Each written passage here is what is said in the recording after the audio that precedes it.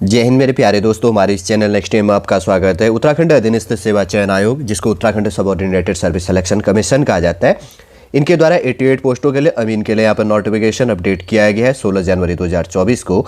जो भी आपके फॉर्म भरने के लिए इंपॉर्टेंट इन्फॉर्मेशन होगा शॉर्ट रूप से इस वीडियो के अंतर्गत आपके लिए प्रोवाइड करने की कोशिश की जाएगी। इससे पहले हम आगे बढ़े, यदि आपके द्वारा हमारे इस चैनल नेक्स्ट एम को सब्सक्राइब नहीं किया तो सब्सक्राइब कीजिए तथा बेल आइकन को प्रेस कीजिएगा, ताकि जो भी कंटेंट जो भी इन्फॉर्मेशन हमारे द्वारा आपके लिए प्रोवाइड किया जाता है तो उसका नोटिफिकेशन आपके पास समय पर उपलब्ध हो जाएगा। उत्तराखंड अधीनस्थ सेवा चयन आयोग रायपुर हो गया, थानो road near Maharana Pratap sports college Raipur हो गया, देहरादून 248008 इसका क्या है एड्रेस हो गया। ऑफिशियल वेबसाइट की बात करेंगे तो www हो गया, जिसका फुल फॉर्म होता है वर्ल्ड वाइड वेब, और उसके बाद में SSC subordinated service selection commission .uk.gov.in। ठीक है, अगर इसके ईमेल कभी आपको जरूरत पड़ती है तो इसके अंतर्गत पे चयन आयोग @gmail.com करके आप देख सकते हैं, इनका क्या है ईमेल नंबर। और नोटिफिकेशन अपडेट है 16 जनवरी 2024 को। इसके लिए अमीन के लिए 88 पोस्टों के लिए नोटिफिकेशन अपडेट किया गया है 16 जनवरी 2024, और ऑनलाइन आवेदन आपका प्रारंभ हो जाएगा 18 जनवरी 2024, और ऑनलाइन आवेदन की जो अंतिम तिथि है लास्ट डेट हो गया 7 फरवरी 2024, 7 फरवरी 2024 में। और इसके अंतर्गत आपका कोई करेक्शन करना है तो 9 फरवरी से 11 फरवरी, 9 फरवरी से लेकर 11 फरवरी तक आपका करेक्शन के लिए डेट दे दिया जाएगा, पोर्टल ऑन कर दिया जाएगा। और आपका लिखित जो एग्जाम होना अनुमानित 25 फरवरी 2024 अनुमानित है। आपको फॉर्म भरना है, अगर आपको फॉर्म भरना पता नहीं है तो आप गूगल पर सर्च कीजिएगा www.ssc.uk.gov.in पर जाकर भर सकते हैं। ठीक है, ये चीज़ हो गया। अब देखिए यहाँ पर वैकेंसी जो कैटेगरी वाइज है 88 पोस्टों के लिए लोक निर्माण विभाग के अंतर्गत पर अमीन के लिए शेड्यूल कास्ट के अंतर्गत पे 14 पोस्ट है, जिनमें से उत्तराखंड फीमेल के लिए 4 पोस्ट रिजर्व है। टोटल कैटेगरी में स्वतंत्रता संग्राम के आश्रितों के लिए 1 पोस्ट रिजर्व है, एक्स सर्विसमैन के लिए 4 पोस्ट रिजर्व है, और अभी ऑर्फेन में 2 पोस्ट है, किसमें अभी मैं बात करूंगा, और दिव्यांग के लिए टोटल 4 पोस्ट है, इसमें रिजर्व हो गया। शेड्यूल ट्राइब के अंतर्गत पे टोटल 3 पोस्ट है, जिनमें से उत्तराखंड फीमेल के लिए 1 पोस्ट रिजर्व है। ओबीसी बेस के अंतर्गत पे 14 पोस्ट है, जिनमें से उत्तराखंड वुमेन के लिए 4 पोस्ट रिजर्व है, और ईडब्ल्यूएस इकोनॉमिकल वीकर सेक्शन के अंतर्गत पे 8 पोस्ट है, जिनमें से 2 सीटें फीमेल के लिए रिजर्व है। और उसके बाद में 49 सीटें जनरल कैटेगरी है, 15 सीटें उत्तराखंड फीमेल के लिए रिजर्व हो गया, जिसमें टोटल स्वतंत्रता संग्राम सेनानियों के आश्रितों के लिए 1 सीट रिजर्व है, एक्स सर्विसमैन के लिए 4 पोस्ट रिजर्व है, और जनरल के लिए ऑर्फेन में 2 सीटें रिजर्व है, और दिव्यांग के लिए 4 सीटें टोटल कैटेगरी में रिजर्व हो गया।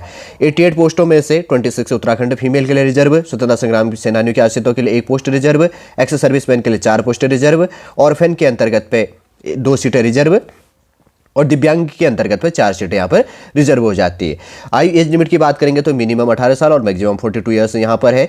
इंपॉर्टेंट अगर यहाँ पर अनिवार्य अर्हता की बात करेंगे तो अभ्यर्थी ने उत्तर प्रदेश माध्यमिक शिक्षा परिषद अथवा उत्तराखंड विद्यालय शिक्षा परिषद की हाई स्कूल व इंटरमीडिएट परीक्षा अथवा सरकार द्वारा उसके समकक्ष मान्यता प्राप्त कोई परीक्षा उत्तीर्ण होनी चाहिए, 10th और 12th पास होने चाहिए, और उसके इक्विवेलेंट समकक्ष क्वालिफिकेशन होना चाहिए। सेकेंड क्वालिफिकेशन इंपॉर्टेंट हो जाता है सरकार द्वारा मान्यता प्राप्त औद्योगिक प्रशिक्षण संस्थान, जिसको ITI कहा जाता है, से सर्वेक्षण या मानचित्रकार में भी सिविल ट्रेड से 2 वर्ष का उत्तीर्ण प्रमाण पत्र आपके पास में होना चाहिए। आपको वरीयता दी जाएगी, आप प्रादेशिक सेना में 2 वर्ष का जॉब किया, NCC का BSc प्रमाण पत्र है, या स्नातक या स्नातकोत्तर की डिग्री आपने प्राप्त की है। ठीक है, ये चीज़ भी आपने देख लिया होगा। लिखित परीक्षा की बात करेंगे तो 100 क्वेश्चन होंगे, 2 घंटे के अंतर्गत आपको सॉल्व करना होगा। Objective type with multiple choice question होंगे, 120 मिनट के अंतर्गत 100 क्वेश्चन होंगी। इसका नेक्स्ट वीडियो के अंतर्गत मैं आपके लिए सिलेबस प्रोवाइड करूंगा।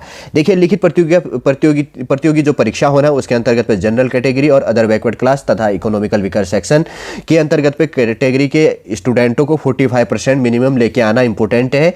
और उसके बाद में शेड्यूल कास्ट और शेड्यूल ट्राइब के लिए मिनिमम मार्क्स 35% मार्क्स लेके आना, थ्योरेटिकल बेस के अंतर्गत पे लेके आना इंपॉर्टेंट है। ठीक है, और OMR ऑप्टिकल मार्क रीडर के अंतर्गत तो ऑफलाइन आपका इसके अंतर्गत पे एग्जाम होगा। ठीक, और उसके बाद में एज लिमिट की बात करेंगे तो 1 जुलाई 2023 में आपका इस अमीन के लिए लोक निर्माण विभाग के लिए मिनिमम एज लिमिट 18 साल और मैक्सिमम 42 साल होनी चाहिए।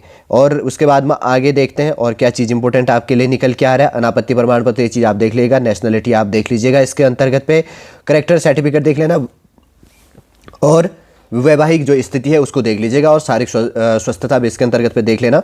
और रिजर्वेशन के अंतर्गत पे ओरिजेंटल और वर्टिकल बेस के अंतर्गत पे रिजर्वेशन बेस की बात कही जाती है। फिर आगे देखते हैं और क्या चीज़ है, देखिए यहाँ पे फॉर्म फीस की बात करेंगे। अनरिजर्व और जनरल कैटेगरी के लिए और अदर बैकवर्ड क्लास के लिए 300 रुपये फॉर्म फीस है। शेड्यूल कास्ट, शेड्यूल ट्राइब और इकोनॉमिकल वीकर सेक्शन के लिए 150 रुपये फॉर्म फीस है। उत्तराखंड के दिव्यांग अभ्यर्थियों के लिए 150 रुपये फॉर्म फीस और अनाथ के लिए, ऑर्फेन के लिए कोई फॉर्म फीस यहाँ पर नहीं है।